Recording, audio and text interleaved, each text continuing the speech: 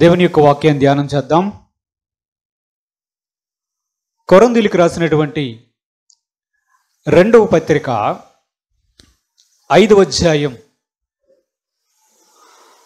కొరింథీయులకు రాసినటువంటి 2వ పత్రిక 5వ అధ్యాయం 10వ వచనాన్ని చదువుకుందాం. ఎందుకనగా తాను జరిగించిన క్రియల చొప్పున అవి మంచివైనా సరే చెడ్డవైనను సరే దేహంతో జరిగించిన వాటి ఫలమును ప్రతివాడును పొందునట్లు మనమందరమును క్రీస్తు న్యాయపీఠము ఎదుట ప్రత్యక్షము కావలేను. ప్రార్థన చేసుకుందాం. పరిశుద్ధుడైన తండ్రి, మీ పాదాలకు వందనాలు ప్రభువా. మాతో మాట్లాడండి ప్రభువా. వాక్యమయ్యున్న దేవా, వాక్యాన్ని గ్రహించడానికి మా హృదయాలను తెరవ చేయమని వేడుకుంటున్నాను. పరిశుద్ధుడైన తండ్రి, ఆటంకపరిచే దురాత్మ శక్తులను మీ నామమున బంధించండి. మీ సన్నిధి మా మధ్యలో ఉంచమని వేడుకుంటున్నాను ప్రభువా. ఏ యోగ్యత లేని వారము మీరు మాతో మాట్లాడి మమ్మల్ని బలపరచండి. నీ వాక్యం ద్వారా ప్రభు మమ్మల్ని తృప్తిపరచమని మా ప్రభును రక్షకుడైన యేసుక్రీస్తు పరిశుద్ధ నామమున అడిగి వేడుకొంచున్నాను తండ్రి, ఆమేన్. హల్లెలూయా.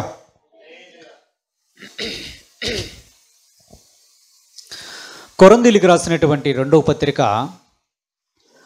5వ అధ్యాయం 10వ వచనంలో మనం దేవుని యొక్క వాక్యాన్ని చూసాం. దేవుడు చెప్తున్నాడు, ఈ దేహాన్ని దేవుడు మనకి అనుగ్రహించాడు. మనకు దేహాన్ని దేవుడు అనుగ్రహించాడు. వారు చిన్నవారైనా పెద్దవారైనా సరే, ఎవరైనా సరే ఈ లోకాన్ని విడిచి వెళ్ళిపోవలసిందే. ఎవరైనా సరే ఈ లోకాన్ని విడిచి వెళ్ళిపోవలసిందే. ప్రభువు చెప్తున్నాడు, ఈ భూమి మీద జీవిస్తున్నటువంటి కాలం మీకు ఇవ్వబడి ఉంది. ఈ లోకాన్ని విడిచి వెళ్ళవలసినటువంటి సమయం అందరికీ ఉంది. అయితే దేహముతో జరిగించిన వాటన్నిటిని గురించి నేను లెక్క అడుగుతాను అంటున్నాడు. క్రీస్తు న్యాయపీఠం ఎదుట నిలబడవలసినటువంటి సమయం ఒకటి, యేసుక్రీస్తునందు విశ్వాసముంచి రక్షణ పొందినటువంటి మనకు ఉన్నది. క్రైస్తవులకు న్యాయసింహాసనము తీర్పు ఒకటి ఉన్నది. న్యాయసింహాసనము తీర్పు అనేది మనకు ఒకటి ఉన్నది. ఈ దేహముతో మనము చేసిన వాటన్నిటిని గురించి దేవుడు చెప్తున్నాడు, వాటి గురించి లెక్క అడుగుతాను అంటున్నాడు. ఇది సంతోషమా భయంకరమా? మన దేవుడు ఏంటి తెలుసా? లెక్కలు చూస్తాడు. తెలుసా? అన్నీ లెక్క పెడతాడు. ప్రతిదీ ఆయన దగ్గర లెక్క అనేది ఉంటుంది. అది ఏ విషయములోనైనా సరే లెక్క పెడతాడు. మనం దేవుని యొక్క వాక్యములు చూస్తే, ఆయన ఒకానొక సందర్భంలో ఈ భూమి మీద ఆయన సంచరిస్తూ సువార్త ప్రకటిస్తున్న దినముల్లో ఆయన అంటాడు, మీ తల వెంట్రుకలు లెక్క పెట్టబడి ఉన్నవి అంటాడు. తెలుసా? ఎప్పుడైనా విన్నారా ఆ మాట? ఒకసారి మనం చూసినట్లయితే దేవుని యొక్క వాక్యములో తల వెంట్రుకలు కూడా లెక్క పెడతాడంట. లూకా సువార్త 12వ అధ్యాయం 7వ వచనాన్ని ఒకసారి చూద్దాం. చూడండి, లూకా సువార్త 12వ అధ్యాయం. నీ తల వెంట్రుకలు అన్నీయు లెక్కింపబడి ఉన్నాయి. భయపడుకుడి మీరు అనేకమైన పిచ్చుకల కంటే శ్రేష్ఠులు కారా. దానికి ముందు వచనాన్ని మనం 6వ వచనాన్ని చూసినట్లయితే 5 పిచ్చుకలు 5 పిచ్చుకలు 2 కాసులకు అమ్మబడును కదా. అయినను వాటిలో ఒక్కటైనను దేవుని ఎదుట మరోబడదు.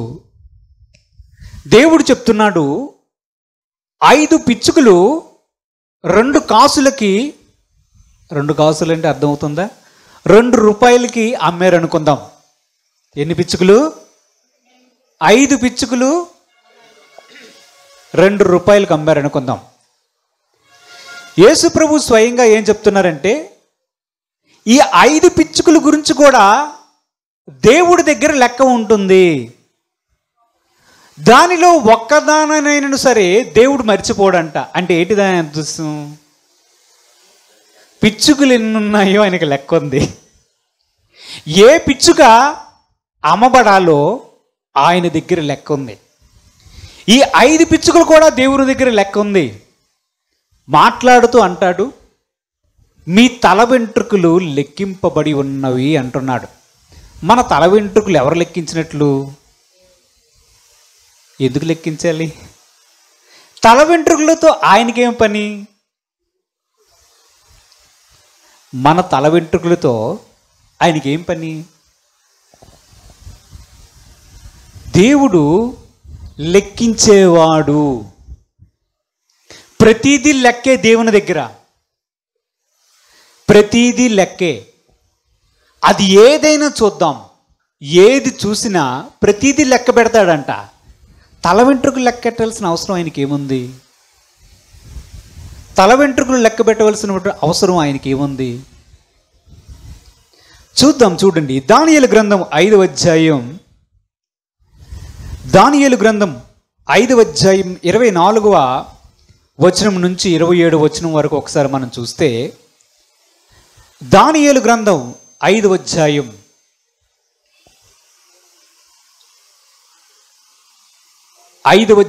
24వ వచనం నుంచి ఒకసారి చూద్దాం. చూడండి. కావున ఆయన ఎదుటి నుండి అరచేయి వచ్చి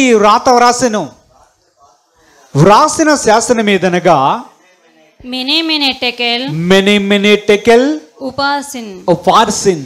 ఈ వాక్య భావం ఏమనగా మినే అనగా దేవుడు నీ ప్రభుత్వ విషయంలో లెక్క చూచి దాన్ని ముగించెను. దేవుడికి స్తోత్రం.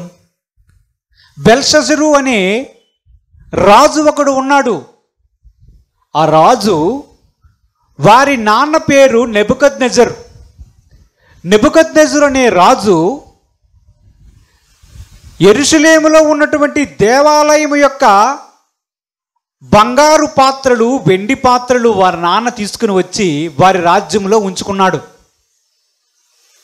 బబులోను రాజు ఉంచుకుంటే, ఆ రాజు చనిపోయిన తర్వాత అతని కొడుకైనటువంటి బెల్షజరు అనే ఒక రాజు పరిపాలనలోనికి వచ్చాడంట. వచ్చేం చేస్తున్నాడు? 1000 మందికి మీటింగ్ పెట్టి విందు చేస్తూ ఉన్నాడు. విందు చేసి ద్రాక్షరసం తాగుతూ ఉన్నాడు.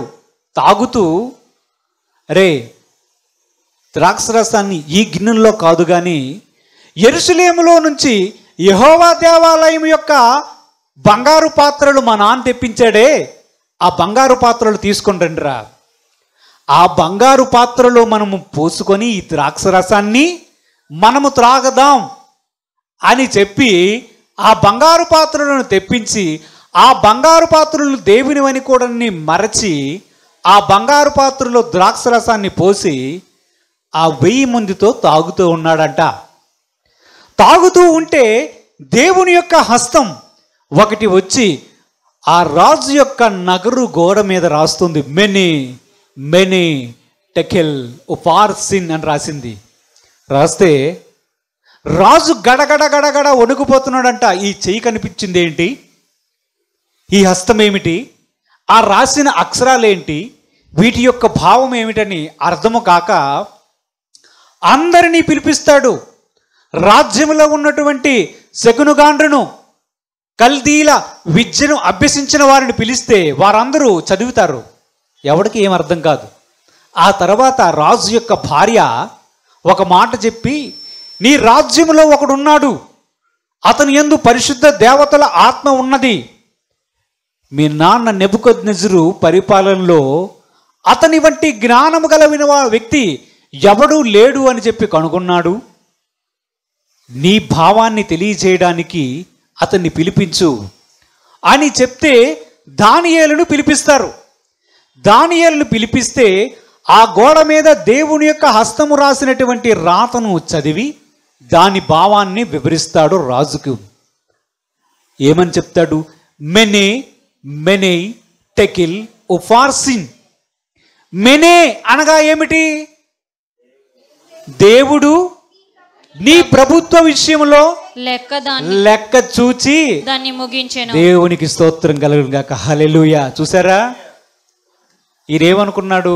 అన్ని లెక్కలేస్తాడు మన దేవుడు. రాజ్యం విషయంలో లెక్కలేశాడు, బెల్షస్సరు విషయంలో లెక్కలేశాడు.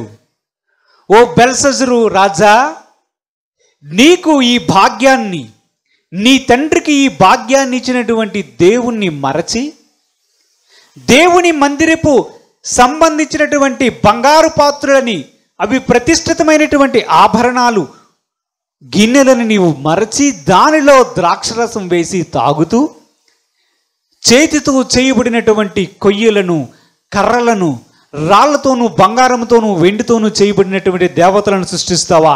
ఈరోజు నీ చరిత్ర ముగిసింది. ఈరోజు రాత్రి నీ రాజ్యం లెక్క ముగిసింది అన్నాడు. దేవుడు మాట్లాడినటువంటి విధానాన్ని చూస్తే ఆయన మాట్లాడుతున్నాడు ఏంటి? బెల్షస్సరు, నీ ప్రభుత్వ విషయంలో నేను లెక్క చూచాను. దేవుని యొక్క మాటను మనం చూస్తే టెకెల్ అంటే ఏమిటి? టెకెల్ అనగా ఆయన నిన్ను త్రాసులో తూచగా నీవు తక్కువగా కనబడితివి. హల్లెలూయా. ఎందుకు దేవుని దగ్గర ఏమున్నాయి? క్యాలిక్యులేటర్లు, త్రాసులు. ఏమున్నాయిరా? దేవుడి దగ్గర ఉన్నవన్నీ క్యాలిక్యులేటర్లే. పలానా వ్యక్తి ఉన్నాడు, రక్షణ ఇచ్చాను, సరే బాప్తిసం తీసుకున్నాడు, ఇన్ని సంవత్సరాలు బట్టి దేవుని మందిరానికి వస్తున్నాడు, అన్ని క్యాలిక్యులేట్ చేసి 1 + 2 + 3 + 4 వేస్తాడు. 1 × 2 2 2 4 2 5 10. ఇంకొక త్రాసు ఉంటుంది. ఈ త్రాసులో దేవుడు మనుషులను తోస్తాడంట. ఏం చేస్తున్నాడు ఇప్పుడు? బెల్షస్సరుని ఏం చేశాడు? నిన్ను త్రాసులో తోచగా. త్రాసు అంటే ఏమిటో? త్రాసులో వెయిట్ మిషన్లో చూస్తే తక్కువ వాడిగా కనిపించాడంటే ఇందుకు మనుషులను తోస్తాడా? దేవుడు మనుషులను తోస్తాడా? బరువు కొలవడానిక? 65 కేజీలు ఉన్నాడు, 70 కేజీలు ఉన్నాడని చూడడానిక?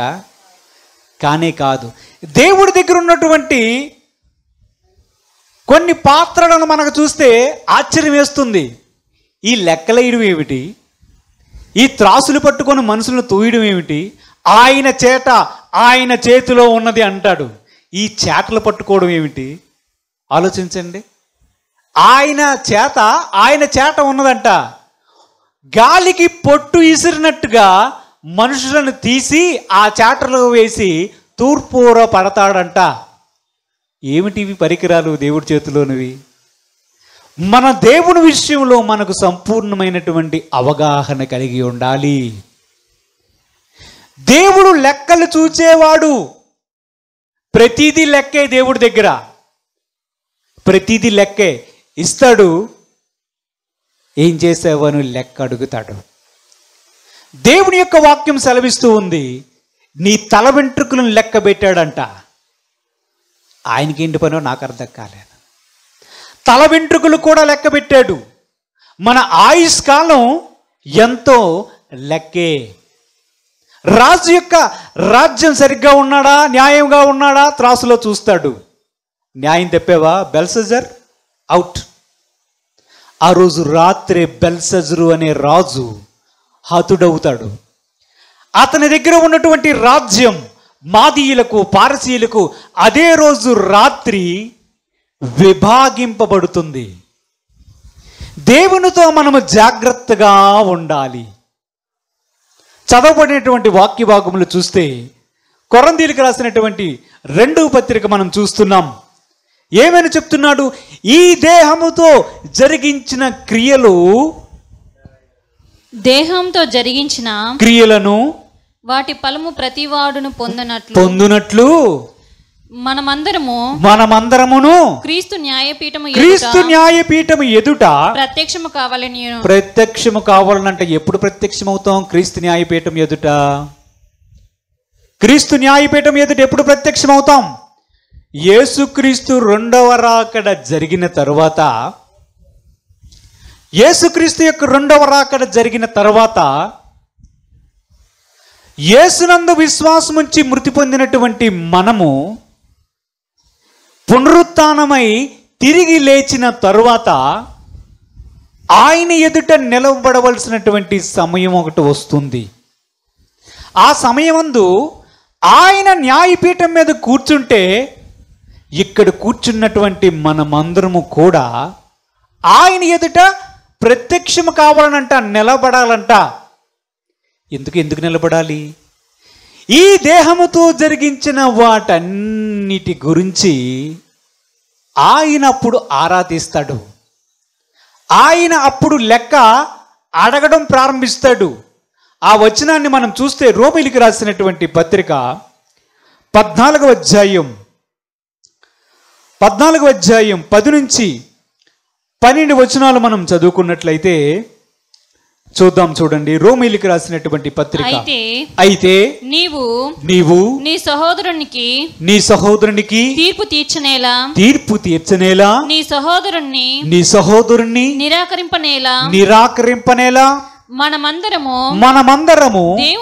దేవుని న్యాయపీఠం ఎదుట నిలుతుము. నా తోడు ప్రతి మోకాళ్ళును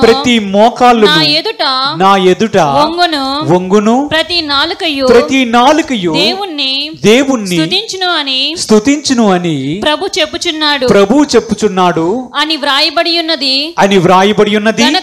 గనుక మనలో ప్రతి వాడు తన్ను గురించి దేవునికి లెక్క అప్పగింపవలెను. దేవునికి స్తోత్రం, హల్లెలూయా. ఇక్కడ క్రీస్తు న్యాయపీఠం కనిపిస్తూ ఉంది. క్రీస్తు న్యాయపీఠం కనిపిస్తూ ఉంది. మనం ఇందాక చదువుకున్నటువంటి వాక్య భాగం చూస్తే అక్కడ కూడా క్రీస్తు న్యాయపీఠం కనిపిస్తుంది. అవునా? అక్కడ దేవుడు ఏం చెప్తున్నాడు? ఈ దేహముతో జరిగించిన ప్రతి క్రియ గురించి లెక్క అప్పచెప్పాలి.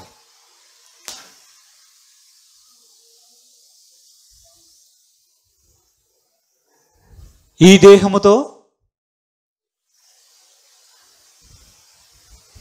దేహముతో జరిగించినటువంటి ప్రతి దాని గురించి లెక్క అప్పచెప్పాలి. రోమీయులకు రాసినటువంటి పత్రికలో మనం ఏం చూసాం? అక్కడ కూడా ప్రభువు చెప్తున్నాడు, ఈ దేహముతో జరిగించిన వాటి గురించి లెక్క అప్పగించాలి. దేవుని న్యాయపీఠం ఒకటి ఉన్నది. మనము లెక్క అప్పచెప్పవలసిన వారమై ఉన్నాము. ఏంటది? లెక్క అప్పచెప్పాలంట. మన లెక్కలు దేవుడు తేల్చుతాడు. అందుకే కొంతమంది ప్రఖ్యాతిగాంచినటువంటి దైవజనులు చెప్తారు, keep short account with God. నీ అకౌంట్ చాలా తక్కువగా ఉంటే దేవుడితో నీకు సమాధానంగా ఉంటుంది. ఎక్కడా? న్యాయ సింహాసనపు తీర్పు అనేది ఏదైతే ఉన్నదో ఆ తీర్పు దగ్గర ఆయన లెక్క అడిగే సమయంలో చిన్న అకౌంట్ ఉంటే ఆయన సింపుల్గా లెక్క పెట్టుకోవడానికి అవకాశం ఏర్పడుతుంది.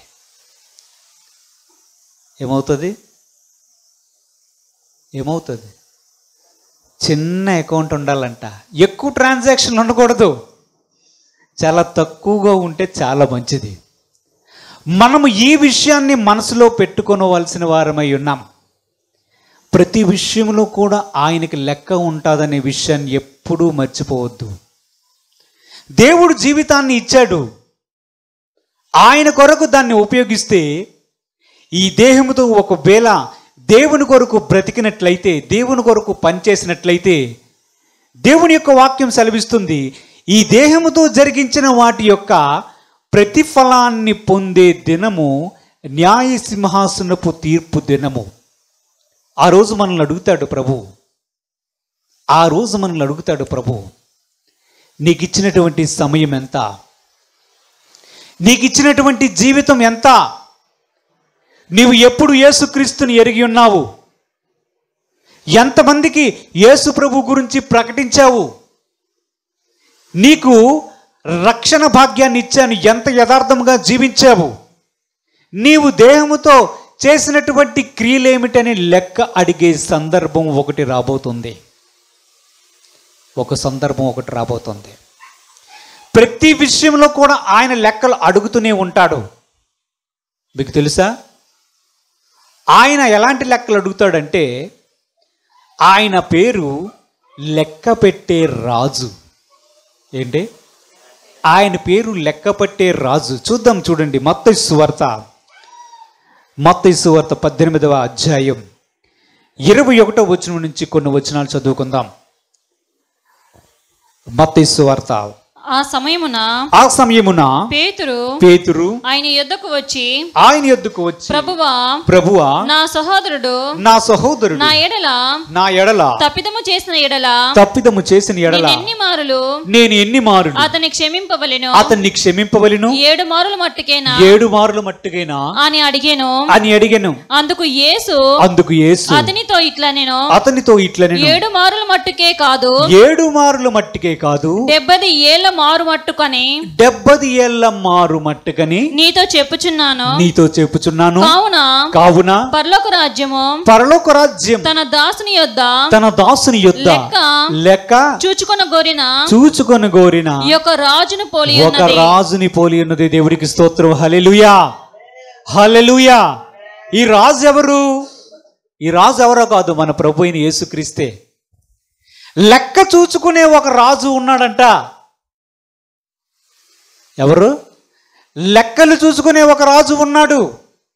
ఈ లెక్క పేతురు గారికి సందేహం కలిగింది. ప్రభువా, ఒకవేళ నా సహోదరుడు నా ఎడల తప్పిదం చేశాడనుకో, నేను ఎన్నిసార్లు క్షమించాలి ప్రభువా అని అడిగాడు. 7 సార్లు క్షమిస్తే సరిపోతుందా? 7 సార్లు క్షమించి 8వ సారి నేను వాడి వీపు మీద 2 వెయ్యవచ్చా? ప్రభు చెప్తున్నాడు, నీ లెక్కలు సరిగ్గా లేవు పేతురు. ఆ లెక్క కాదు, 70 ఏళ్ల మట్టుకు నీవు వాడిని క్షమించాలి. 70 ఏళ్ళంటే నీవు బ్రతికినంత కాలం అతన్ని క్షమించాలి. ఎందుకంటే నేను ఇప్పుడు చెప్తాను విను పేతురు. నేను ఉపమాన రీతిగా ఇప్పుడు చెప్పబోతున్నాను విను. నేను ఉపమాన రీతిగా చెప్తే అందరి ప్రజలకు అర్థమవుతుంది గనుక ఈరోజు జాగ్రత్తగా విను పేతురు ఈ ఉపమానం అని చెప్పి ఆయన చెప్తున్నాడు. ఉపమానం ఏం చెప్తున్నాడు? పరలోక రాజ్యం తన దాసుల యొద్ద లెక్క చూచుకొని గనన ఒక రాజును పోలి ఉన్నది. అతడు లెక్క చూచుకొన మొదలు పెట్టినప్పుడు అతనికి 10,000 తలాంతులు అచ్చియున్న అతని యొద్దకు తేబడెను. అప్పు తీర్చుటకు వాని యొద్ద ఏమీ లేనందున వాని యజమానుడు వాని భార్యను పిల్లలను వానికి కలిగినది యావత్తును అమ్మి అప్పు తీర్చవలనని ఆజ్ఞాపించెను. కాబట్టి ఆ దాసుడు అతని ఎదుట సాగిలపడి మ్రొక్కి నా ఎడల ఓర్చుకొనుము నీకు అంతయు చెల్లింతునని చెప్పగా ఆ దాసుని యజమానుడు కనికరపడి వానిని విడిచిపెట్టి వాని అప్పు క్షమించెను.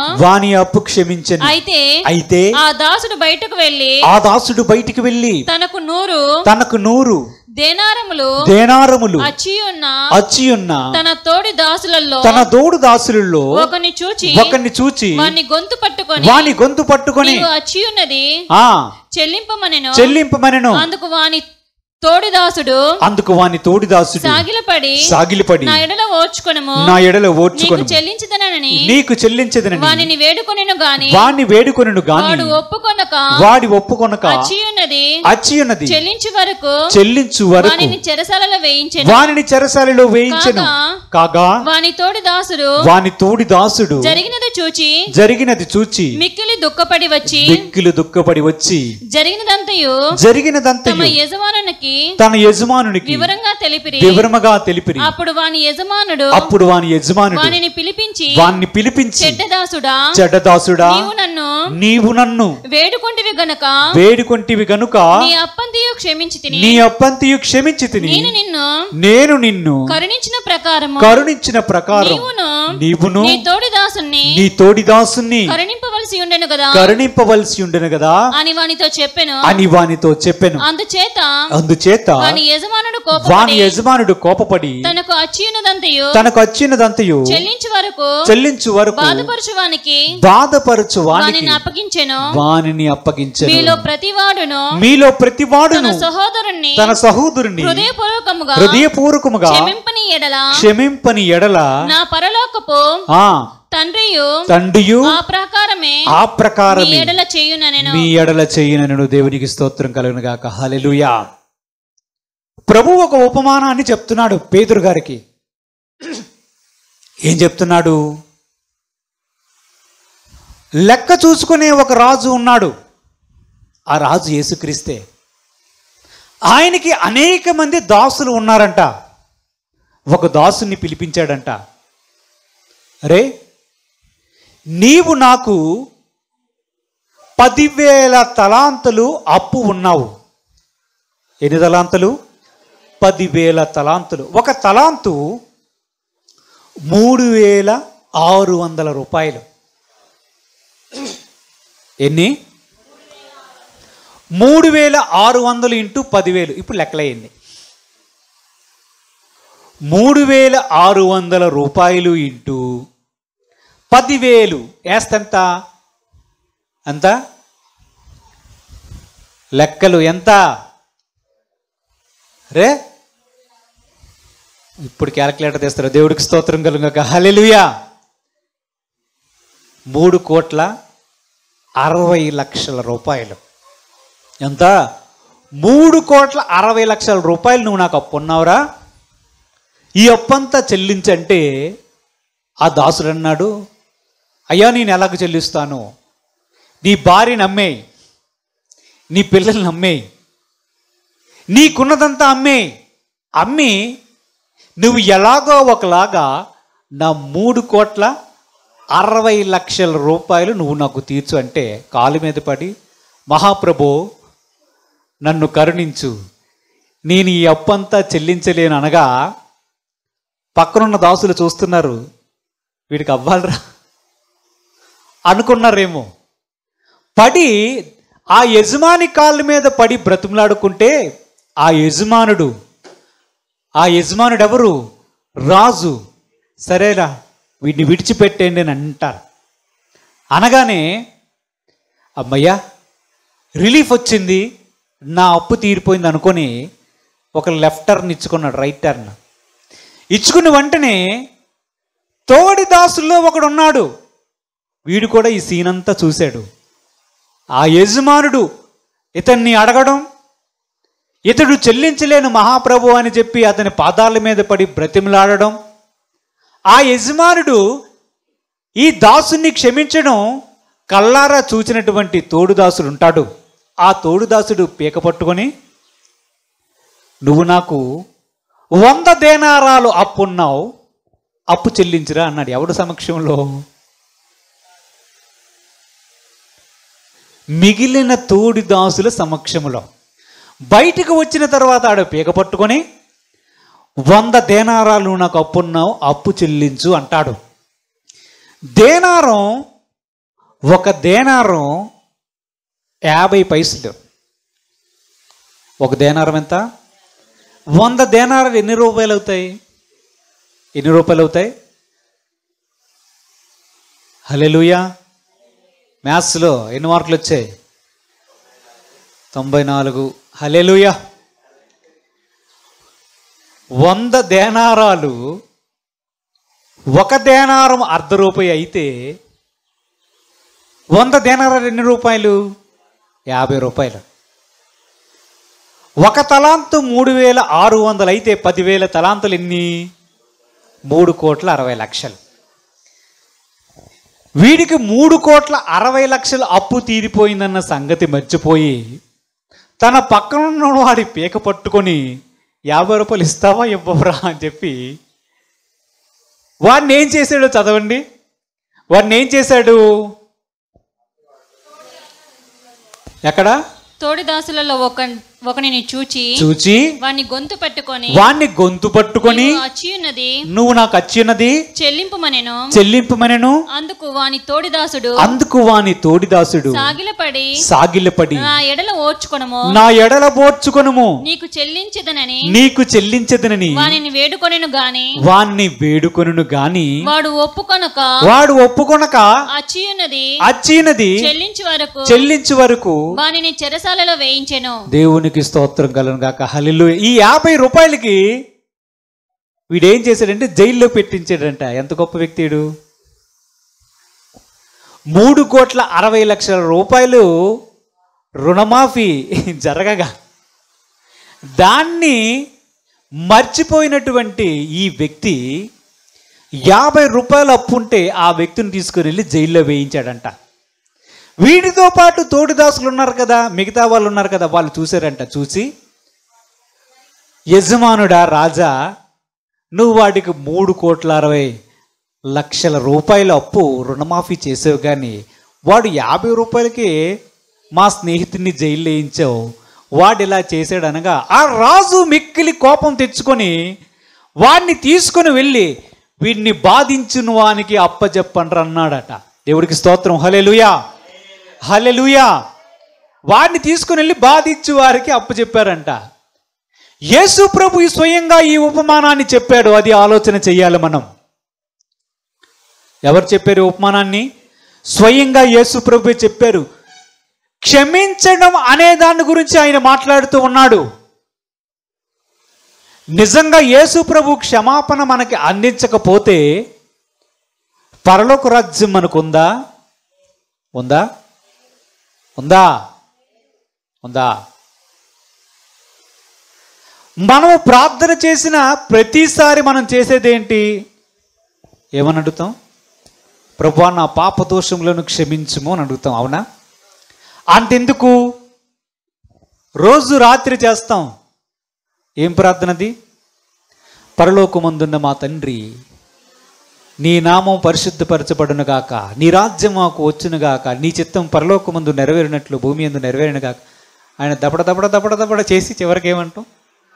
మానవస్తులను మేము క్షమించిన ప్రకారం మానవులను కూడా మేము క్షమించుము అన్నాడు. అవునా?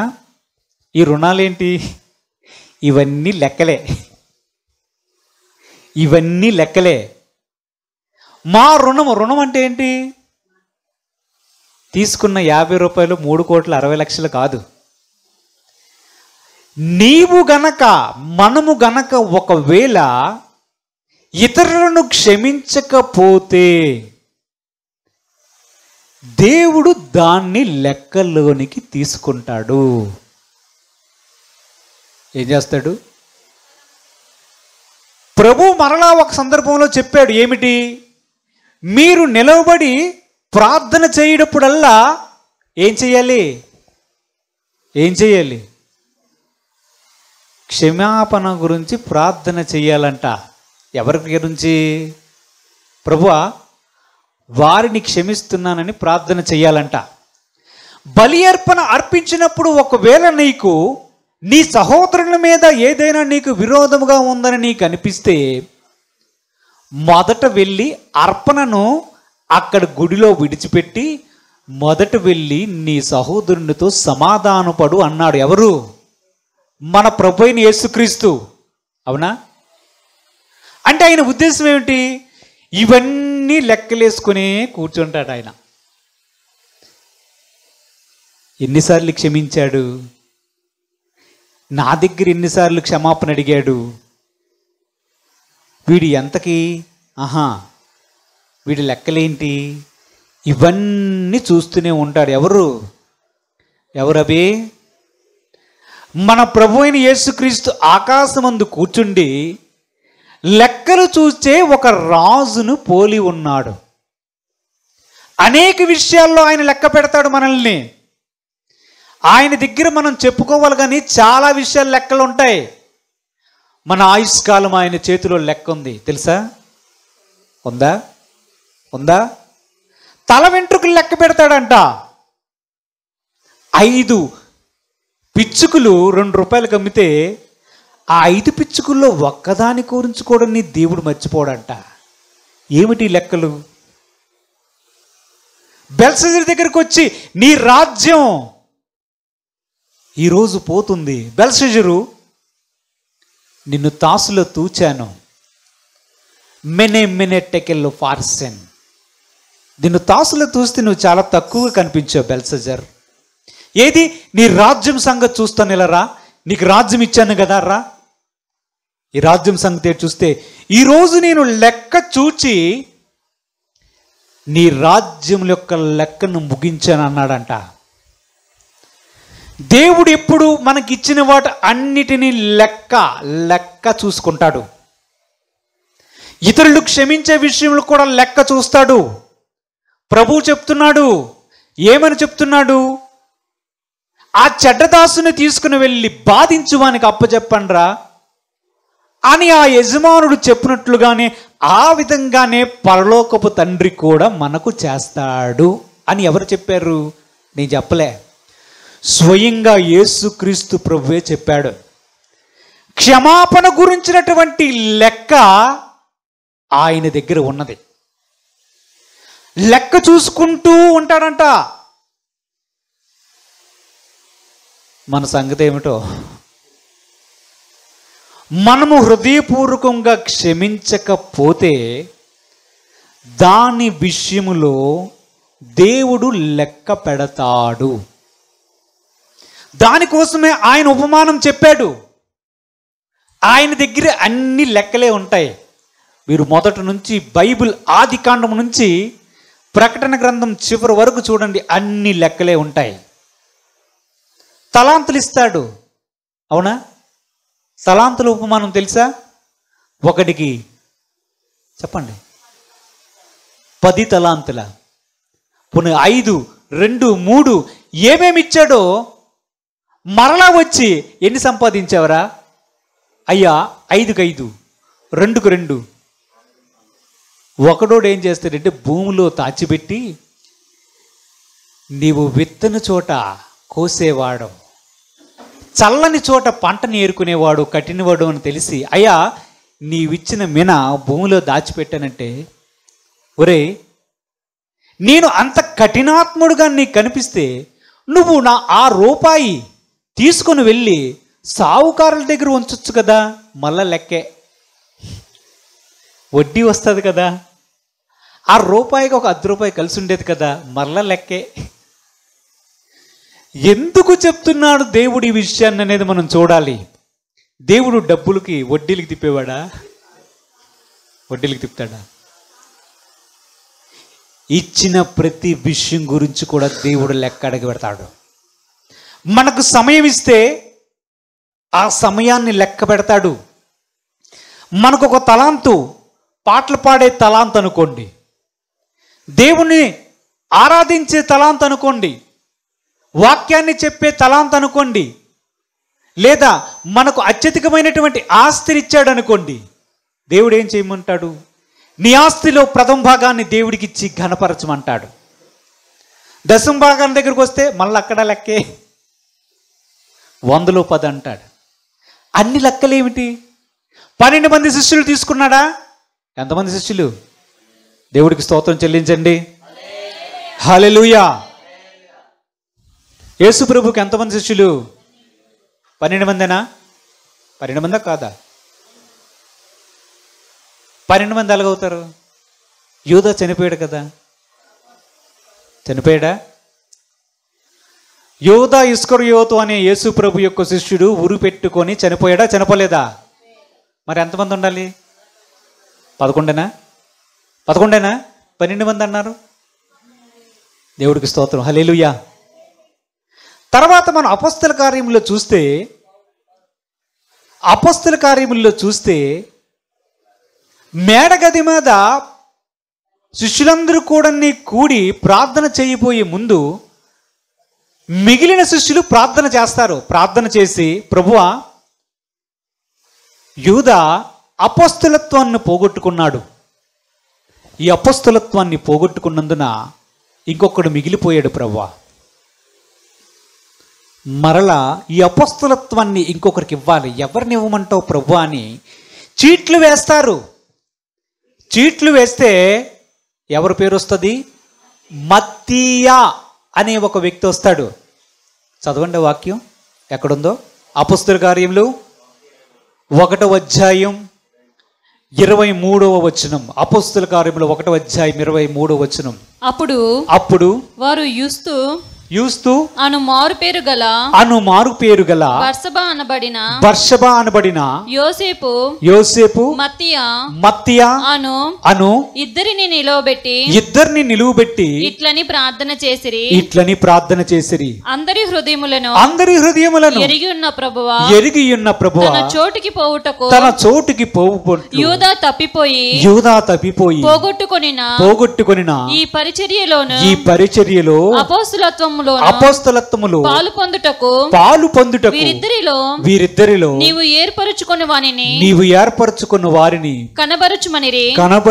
అంతట వారు వీరిని గూర్చి చీట్లు వేయగా మత్తీయ పేరిట చీటి వచ్చిన గనుక అతడు 11 మంది అపోస్తలులతో కూడా లెక్కింపబడెను. దేవునికి స్తోత్రం. హల్లెలూయా. మళ్ళా లెక్కింపబడెను. ఏమిటది? మరల లెక్కించబడ్డాడు. అవునా? దేవుని యొక్క మాట ఏమని రాయబడింది? లెక్కింప చెప్పండి. లెక్కింపబడెను. ఏంటి దేవుడు? ఇశ్రాయేలు కొడుకులు ఎంతమంది? 12 మంది. 12 మంది శిష్యులు. మళ్ళా 12 ఏంటి? దేవుని దగ్గర అంతా లెక్కే ఉంటుంది. అన్నిటినీ లెక్క పెడతాడు. ముఖ్యంగా ఇచ్చిన వాటిని మరి జాగ్రత్తగా లెక్క పెడతాడు. దేవుడికి స్తోత్రం. హల్లెలూయా. హల్లెలూయా. హల్లెలూయా. ఇది విశ్వాసులకు మాత్రమే కాదు, దైవజనులకు కూడా లెక్క ఉంది. తెలుసా? దైవజనులకు లెక్క ఉంది. దైవజనులు లెక్క అప్పజెప్పవలసిన వారై ఉన్నారు. అంత సులభమా? చూద్దాం. చూడండి దేవుని యొక్క వాక్యం. హెబ్రీలకు రాసినటువంటి పత్రిక 13వ అధ్యాయం 17వ వచనాన్ని చదువుకుందాం. హెబ్రీలకు రాసినటువంటి పత్రిక 13వ అధ్యాయం. మీ పైని నాయకులుగా ఉన్నవారు లెక్క అప్పచెప్పవలసిన వారి వలె మీ ఆత్మలను కాయుచున్నారు. వారు దుఃఖముతో ఆ పని చేసిన ఎడల మీకు నిష్ప్రయోజనం గనుక దుఃఖముతో కాక ఆనందముతో చేయునట్లు వారి మాట విని వారికి లోబడి ఉండుడి. దేవునికి స్తోత్రం కలుగును గాక. హల్లెలూయా. ఈ వాక్య భాగం ఎవరి గురించి చెప్పబడింది? నాయకుల గురించి చెప్పబడిందంట. అంటే ఎవరు? కాపరుల గురించి చెప్పబడింది అని అనుకుందాం. దేవుడు ఏం చెప్తున్నాడు? మీకేముంది? నీలేముంది? ఆత్మ ఉంది. ఇప్పుడు చిన్నపిల్లలు ఏముంది? ఆత్మ ఉంది. అతనిలో ఏముంది? ఆత్మ ఉంది. దేవుడు పరిచర్యను తన దాసులకు అప్పగిస్తాడు. రకరకాల పరిచర్యలు ఉన్నాయి. చాలా రకాల పరిచర్యలు దేవుడు ఉన్నాయి. దేవుడివి చాలా రకాల పరిచర్యలు ఉన్నాయి. ఒక్కొక్క పరిచర్యకు ఒక్కొక్కరిని దేవుడు ఏర్పరచుకుంటాడు. వాటి గురించి ప్రత్యేకించి కొంతమందిని నియమిస్తాడు. ఉదాహరణకి ఆమెను లేపాడు అనుకుందాం. ఆమెను లేపి, అమ్మాయి నీవు ఉపదేశకురాలుగా ఉండాలి అన్నాడు అనుకుందాం. ఏం చేస్తుంది? దేవుని యొక్క వాక్యాన్ని ప్రకటిస్తుంది, బోధిస్తుంది. అవునా? మరలా దీనిలో గొడవ ఉంది. ఇచ్చాడు కదా అవకాశం అని చెప్పి తాను ఏదైనా వాక్యానికి బయటకు వచ్చి ఒకవేళ చెప్తే ఆ వాక్యము చెప్పే దానిలో దోషము యొక్క శిక్ష ఆమె భరించాలి. ఇది లెక్కే. వాక్యం చెప్పే దానిలో దోషాన్ని బట్టి చెప్పేవాడు దాని యొక్క దోష శిక్ష భరించవలసి ఉంటుంది.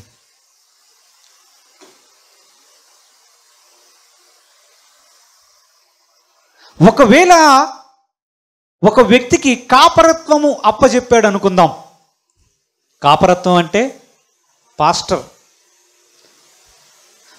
పాస్టర్గా ఒకవేళ దేవుడు అప్పగిస్తే, సపోజ్ ఇక్కడ 100 మంది ఉన్నామనుకుందాం.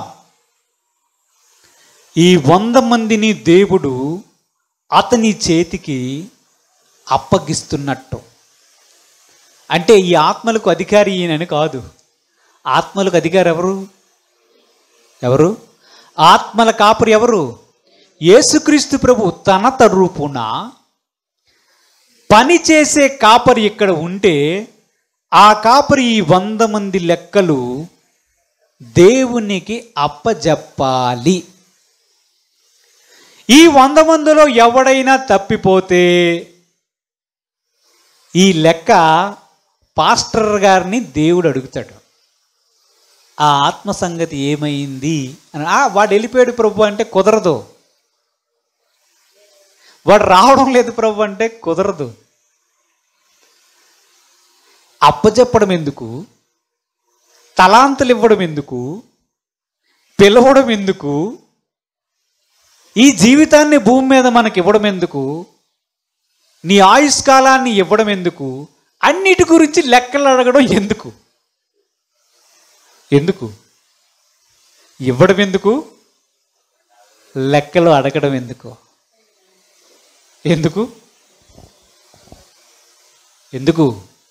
ఆయనవన్నీ లెక్కలే.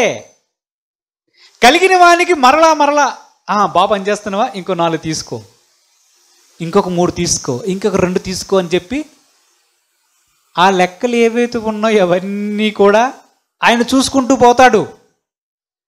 కాపరి విషయానికి వస్తే దేవుడు అతనిని లెక్క అడుగుతాడు.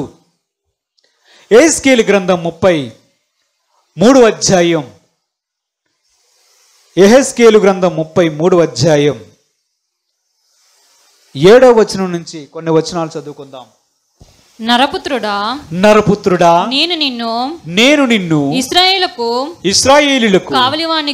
కావలివానిగా నియమించి ఉన్నాను గనుక నీవు నా నోటి మాటను విని నాకు ప్రతిగా వారికి హెచ్చరిక చేయవలెను. దుర్మార్గుడు నువ్వు నిశ్చయముగా మరణము నొందుదువు అని దుర్మార్గునికి నేను సెలవీయగా అతడు తన దుర్మార్గతను విడిచి జాగ్రత్త పడునట్లు నీవు ఆ దుర్మార్గునికి నా మాట తెలియజేయమని ఎడల ఆ దుర్మార్గుడు తన దోషమును బట్టి మరణమందును గాని అతని ప్రాణమును గూర్చి నిన్ను విచారణ చేయుదును అయితే ఆ దుర్మార్గుడు తన దుర్మార్గతను విడవలనని నీవు అతనిని హెచ్చరిక చేయగా అతడు తన దుర్మార్గతను విడువని ఎడల అతడు తన దోషమును బట్టి మరణమునందును గాని నీవు నీ ప్రాణమును దక్కించుకుందువు దేవునికి స్తోత్రం. చదువు. నరపుత్రుడా ఇశ్రాయేలుకు ఈ మాట ప్రకటింపుము మా దోషములు చాలు. ఎవరి గురించి చెప్తున్నాడు ఈ మాటలు? యెహెజ్కేలు అనే దేవుని యొక్క సేవకుడు ప్రవక్తకి దేవుడిచ్చినటువంటి దర్శనం ఇది. చెప్తున్నాడు, నరపుత్రుడా, నిన్ను నేను ఈ ప్రజలకు కావలివానిగా నియమించాను. వాళ్ళని కాపలా కాయవలసినటువంటి బాధ్యతను నీకు అప్పగించాను. అంటే నువ్వు సుమారుగా కాపరి వంటి వాడవు. నేను చెప్పమన్న మాట నువ్వు ఖచ్చితంగా వారికి చెప్పాలి. నీవు చెప్పిన తర్వాత ఒకవేళ వాడు వినక తన పాపములో కొనసాగితే వాడు తీర్పు పొంది మరణం పొందుతాడు. అవునా? నరకానికి పోతాడు. అప్పుడు వాడి గురించి నిన్ను అడగను. వాడి పాపమునకు వాడి దోషమునకు వాడే ఉత్తరవాది. అంటే ఎవరు? వాడే రెస్పాన్సిబుల్. ఒకవేళ నేను చెప్పమన్నది నీవు చెప్పక మొహమాటి పడో చెప్తే వెళ్ళిపోతాడు అనుకోను. ఏంటది? ఏంటది? చెప్తే వెలిగిపోతాడనో, చర్చకు రాడనో, గాయపడతాడేమో. మనస్సు నొచ్చుకోకూడదు కదా, మనకు ఫీలింగ్స్ ఎక్కువ. దేవుడికి స్తోత్రం, హల్లెలూయా. బాధపడతాడనో, చర్చికి రాడనో, వాడిచ్చినటువంటి కానుకు పోతుందనో, చర్చిలో జనసంఖ్య తగ్గిపోతుందనో,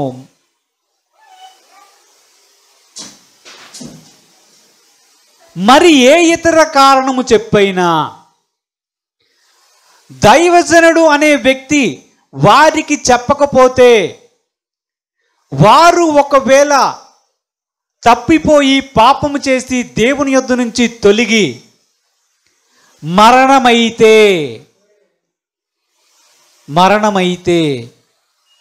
దానికి అతని ప్రాణమును గురించి నిన్ను విచారణ చేయదును. దేవునికి స్తోత్రం కలుగును గాక, హల్లెలూయా. ఎంత మంచి పోస్టు, ఎంత మంచి పోస్ట్ ఇది. వాడు రాకపోవడం ఏమిటి? వాడికి చెప్పాల్సిన అవసరం ఈయనకేమిటి? ఆ రాకపోయి వాడు మరణమైతే, వాడు నరకానికి పోతే నిన్ను అడగడం ఏమిటి? ఈ లెక్కలన్నీ దేవుని దగ్గర ఉంటాయి. దేవుని సేవకులకు ఈ లెక్క ఉంది. విశ్వాసుల యొక్క జీవిత చరిత్రకు లెక్క ఉంది. ఇచ్చిన ఆయుష్కాలానికి లెక్క ఉంది. రాజ్యాధికారం ఇచ్చాడు బెల్షస్సరుకి, దానికి లెక్క ఉంది. దేవుడి దగ్గర త్రాసు ఉన్నది, దేవుడి దగ్గర క్యాలిక్యులేటర్ కూడా ఉంది. ప్రతిదీ లెక్కే. తల వెంట్రుకలు లెక్క పెడతానంటాడు, నీ అడుగుజాడలు లెక్కించబడి ఉన్నాయి అంటాడు. అడుగు వేయమంటాడు ఆయనే, అవి లెక్కిస్తాను అంటాడు ఆయనే. నీకు తలాంతులు ఇచ్చాను కదా అంటాడు ఆయనే. తలాంతులు ఏం చేసావు లెక్క చెప్పు అంటాడు ఆయనే. నీకు పరిచర్యనిచ్చాను కదా అంటాడు ఆయనే. అంతా ముగిసిపోయిన తర్వాత ఇచ్చిన ఆత్మలెన్ని, పోయినవెన్ని, వాటి సంగతి ఏంటి అని అతని గురించి విచారణ చేస్తాడంట దేవుడు. ఈ విధంగా చూస్తే మన దేవుడు ఎవరు తెలుసా? మన దేవుడు ఎవరు? లెక్క చూసుకునే ప్రొఫెసర్. లెక్కలు చూస్తారు, కరెక్ట్గా లెక్కలు ఉంటాయి. మొత్తం అంతా లెక్కే, మొత్తం అంతా లెక్కే. అన్నిటిని గురించి విచారణ చేస్తాడు దేవుడు. అన్నిటిని గురించి విచారణ చేస్తాడు. ఇప్పుడు మనం ఆలోచన చేద్దాం. ఏమేమి ఇచ్చాడు దేవుడు? ఏమేమి ఇచ్చాడు మనకి? ఆయుష్కాలం ఇచ్చాడు, అవునా? ఇచ్చాడా లేదా? సమయం ఇచ్చాడు, తలాంతులు ఇచ్చాడు, పరిచర్యనిచ్చాడు, ఆస్తినిచ్చాడు, విశ్వాసాలనిచ్చాడు. ఇచ్చాడా? What have you done with it? ఏం చేసావు? దేవుడు అన్నిటికీ లెక్క అడుగుతాడు తాత.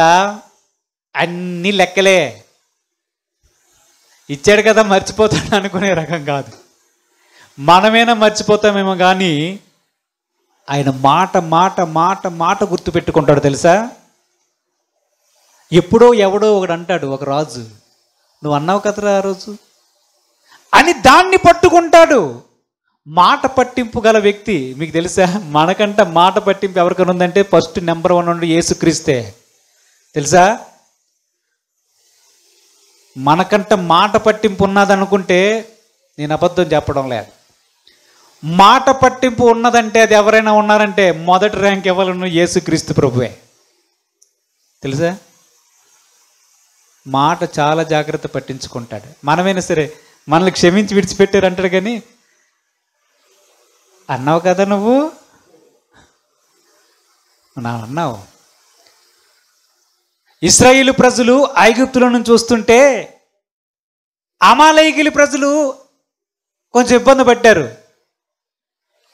ఆ తర్వాత ఎప్పుడుకో న్యాయాధిపతులు అందరూ వచ్చిన తర్వాత ఎప్పుడో సౌలు ఇశ్రాయేలు ప్రజలకు రాజుగా వస్తే సౌలుతో ప్రభువు చెప్తున్నాడు. ఎవరి ద్వారా? సమూయేలు అనే ప్రవక్త ద్వారా చెప్తున్నాడు. అమాలేకీయులు ఐగుప్తులో నుంచి వస్తునేటప్పుడు నా ప్రజలను ఇబ్బంది పెట్టారు, నువ్వు వెళ్ళి వారితో ఇప్పుడు యుద్ధం చేయి అంటాడు. ఎప్పుడు అమాలేకీయులు, ఎప్పుడు వాళ్ళు రావడం, ఎప్పుడు ఐగుప్తులో నుంచి ఎర్ర సముద్రాన్ని దాటుకుంటూ రావడం, వారెప్పుడో భూమి పుట్టక మునుపు వాళ్ళేదో ఇశ్రాయేలు ప్రజలకు ఏదో అడ్డుపెట్టారని ఏదో మాట్లాడారని ఇప్పుడు రాజు వచ్చిన తర్వాత సౌలు గారితో చెప్తున్నాడు, అమాలేకీయుల సంగతి చూడు, అమాలేకీయుల సంగతి చూడు అంటాడు. అన్ని లెక్కే, అన్ని రాసుకుంటాడు. మన మాటలు కూడా లెక్క పెడతాడు. తెలుసా? పెడతాడా లేదా? ఇన్ని మాటలు అన్ని రికార్డే మైకి పెట్టి చూద్దాం. చూడండి మత్తయి సువార్త 12వ అధ్యాయం. మత్తయి సువార్త 12వ అధ్యాయం 36వ వచనాన్ని ఒకసారి చదవండి. నేను మీతో చెప్పునదేమనగా మనుషులు పలుకు వ్యర్థమైన ప్రతి మాట గూర్చి విమర్శ దినమున లెక్క చెప్పవలసి ఉండును. హల్లెలూయా. మళ్ళా లెక్క పెడుతున్నాడు. ఏమంటున్నాడు? మనుషులు పలికే ప్రతి వ్యర్థమైన మాట గురించి విమర్శ దినం ఉందంట. ఏటా విమర్శ దినం? ఎక్కడుంది విమర్శ దినం? ఎక్కడుంది విమర్శ దినం? అంటే ఏమిటి చెప్పండి అమ్మా? ఏ తీర్పు? న్యాయసింహాసనపు తీర్పు దినమున తీస్తాడంట. అన్ని లెక్కలు తీసి ప్రతి వ్యర్థమైన మాట వింటున్నావా అభి? ప్రతి వ్యర్థమైన మాట లెక్క అప్పగించాలి అంటున్నాడు. ఇది ఎంత భయంకరమైనటువంటి విషయం. ఎన్ని మాటలు మాట్లాడతాం మనం? ఎన్ని మాటలు మాట్లాడతాం? రోజుకి ఎన్ని మాటలు మాట్లాడతాం? ఎన్ని మాటలు మాట్లాడతాం? చాలా తక్కువ. మనసులో మాట్లాడుకుంది ఎక్కువ. దేవుడికి స్తోత్రం, హల్లెలూయా. మనసులోనే ఎక్కువ మాట్లాడుకొని బయట తక్కువ మాట్లాడతారు. దేవునికి మహిమ కలుగును గాక, హల్లెలూయా. ప్రభు చెప్తున్నాడు, విమర్శ దినమున మనుషులు వ్యర్థంగా మాట్లాడిన ప్రతి పనికి మాలిన మాట గురించి ఆయన పుస్తకంలో రాసేసుకొని 2014 జనవరి 25వ తారీఖున పలానా వ్యక్తితో నువ్వు ఇది అన్నావు కదా అయ్యా, అదేదో సరదాగా, సరే 2014 జనవరి 21, 2021 ప్రభువా ఇవన్నీ ఎప్పుడంటే అవన్నీ ఆయన పని అదే, లెక్క పెట్టుకోవడమే.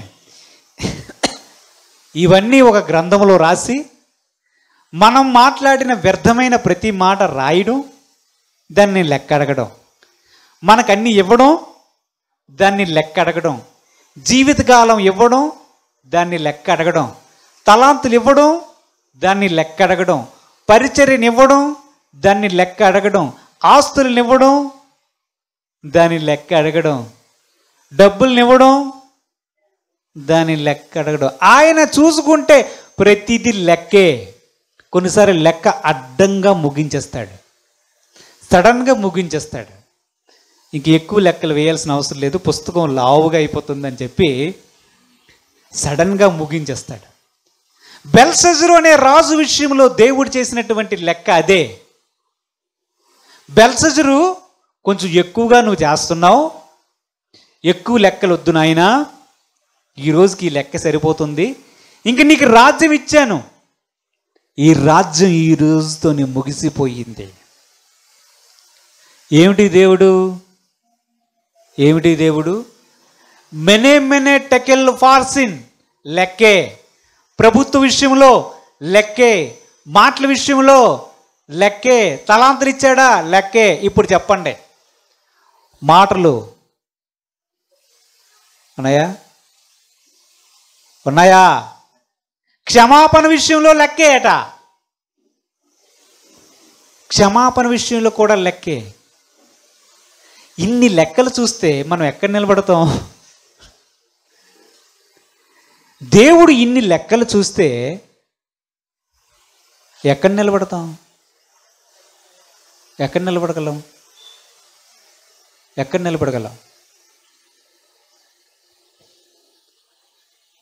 నాకు చాలా చిన్న పుస్తకం ఉందని చెప్పిన వాళ్ళు చెప్పండి, దేవుడికి స్తోత్రం చెల్లించండి. అందరూ లాంగ్ సైజ్ నోట్స్లు అనమాట. దేవుడికి స్తోత్రం, హల్లెలూయా. 400 పేజెస్ అండి, హల్లెలూయా. 20 పేజీల నోట్స్ ఉందని చెప్పాడు, ఉందా? మన దేవుడి గురించి మనం స్పష్టమైన అవగాహన కలిగి ఉండాలి. ప్రతి విషయంలోనూ ఆయన లెక్క పెడతాడన్న విషయాన్ని మర్చిపోవద్దు. ఆ విషయాన్ని లెక్కబెట్టి దాన్ని తీర్పులోనికి మరలా తీసుకొస్తాడన్న విషయాన్ని కూడా మర్చిపోవద్దు. దేవునితో ఎంత చిన్న అకౌంట్ ఉంటే అంత మంచిది మనకు. ప్రార్థన చేసుకుందాం. దేవుడు తన పరిశుద్ధ వాక్యాన్ని దీవించుగాక. ప్రార్థన చేద్దాం. స్తోత్రముల ప్రభా, తండ్రి కుమార పరిశుద్ధాత్మ ప్రభా, మీ పాదములకు వందనాలు, స్తుతులు, స్తోత్రం చెల్లిస్తున్నాం. వాక్యమయ్యున్న దేవ, మీ పాదాలకు వందనాలయ్యా. స్తోత్రము తండ్రి. తన దాసుల యొద్ద లెక్క చూసుకున్నటువంటి రాజును పోలి ఉన్నావు ప్రభా. ఆ రాజు నీవే అయి ఉన్నావు దేవా. ప్రతి విషయంలో నీవు లెక్క చూసుకునే దేవుడవు తండ్రి. మా జీవితంలో మా మాటలు లెక్క పెడతావు. మా జీవితంలో క్షమాపణ విషయమై నీకు లెక్క ఉంది ప్రవ్వా. మా తల వెంట్రుకలను నీవు లెక్క పెడతావు ప్రవ్వా. ప్రతిదీ మా జీవితంలో, మా అడుగు జాడలు కూడా నీ దృష్టికి మరుగై ఉండలేదు ప్రవ్వా. పరిశుద్ధుడైన తండ్రి, మాకు ఇచ్చినటువంటి జీవితం ఎంతో విలువైనది ప్రవ్వా. మాకు ఇచ్చినటువంటి అవకాశాలు, మాకు ఇచ్చినటువంటి ఆయుష్కాలం, మాకిచ్చిన ప్రతి దాని గురించి నీవు లెక్క అడిగిపోయే సమయము ఆసనమైనది ప్రభువా. పరిశుద్ధుడు అయిన తండ్రి, మా దేవా, మా జీవితకాలం అంతా ప్రభు తండ్రి నిందారహితులుగా జీవించి నీవిచ్చిన వాటిని నీ కొరకు ఉపయోగించి అనేక మందిని నీ కొరకు సంపాదించే కృప మాకు దయచేయండి ప్రభువా. మేము ఈ లోకాన్ని విడిచి నీ న్యాయ సింహాసనం ఎదుట నిలవబడినప్పుడు బలా నమ్మకమైన దాసుడా, బలా నమ్మకమైన దాసురాలా అని మేము నీ చేత మెప్పు పొంది ఈ దేహంతో జరిగించినటువంటి మేలుల విషయమై మేము బహుమతులు పొందే కృప దయచేయండి ప్రభువా. పరిశుద్ధుడు అయిన తండ్రి, నీవు గొప్ప దేవుడు అయి ఉన్నావు ప్రభువా. ప్రతి దానికి నీ యొద్ద లెక్క ఉన్నదని నీ వాక్యం ద్వారా మాట్లాడినందుకు వందనాలు. నీవు ఇచ్చినటువంటి వాక్యం ప్రభువా మా హృదయం అనే పలక మీద వ్రాసి వాక్యానుసారంగా జీవించే కృప మాకు దయచేయమని మా ప్రభువును రక్షకుడైన యేసుక్రీస్తు పరిశుద్ధ నామం అడిగి వేడుకొనుచున్నాము తండ్రి. ఆమేన్. హల్లెలూయా, హల్లెలూయా.